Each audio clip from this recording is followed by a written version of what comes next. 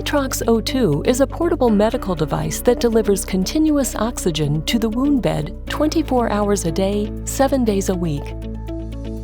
NATROX O₂ is intended for chronic, slow-healing, and non-healing wounds, including diabetic foot ulcers, leg ulcers, pressure injuries, and non-healing surgical wounds. Once oxygen is introduced to a chronic wound, specialized cells in the body needed for wound repair will be stimulated by the presence of oxygen. This may cause an increase in exudate or drainage from the wound. Therefore, dressing changes may need to take place multiple times per week until the drainage decreases. At that point, dressing changes should only need to take place once a week, but never to exceed 7 days. The following results are typical of what to expect. If you experience or see something different, the wound should be reassessed by the wound care provider. Within the first couple of weeks, there could be an increase in exudate or drainage, along with what may appear to be an increase in wound size. Don't be alarmed. These are typically signs that indicate the oxygen therapy is working. The increase in wound size is typically the clearing away of non-viable or dead tissue and microbes or bacteria by the specialized cells in the body.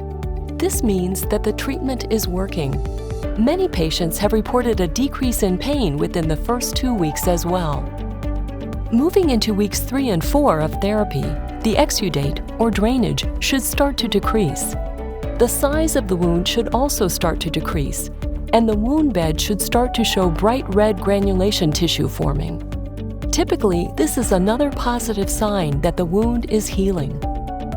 At week 5 and beyond, the wound should continue to get smaller. An increased amount of granulation tissue should be seen, which is the healthy red tissue. Epithelial tissue should also start to form. This is a pale, purplish or pink tissue that surrounds the wound's edges. NATROX O₂ therapy should be continued until the wound has completely healed. The average treatment time is 8 to 12 weeks. However, the healing rate depends on many factors related to the patient. Variables include the type of wound and its condition, as well as the patient's compliance with the appropriate standard of care. The patient's clinical team will be able to assess the healing progress when changing the dressing. The wound care provider will ultimately decide how long the treatment should last. Pro tip: newly formed skin is very fragile and prone to further breakdown.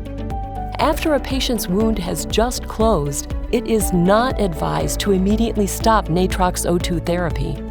Some clinical teams have reported using it for a couple of weeks after initial epithelial coverage.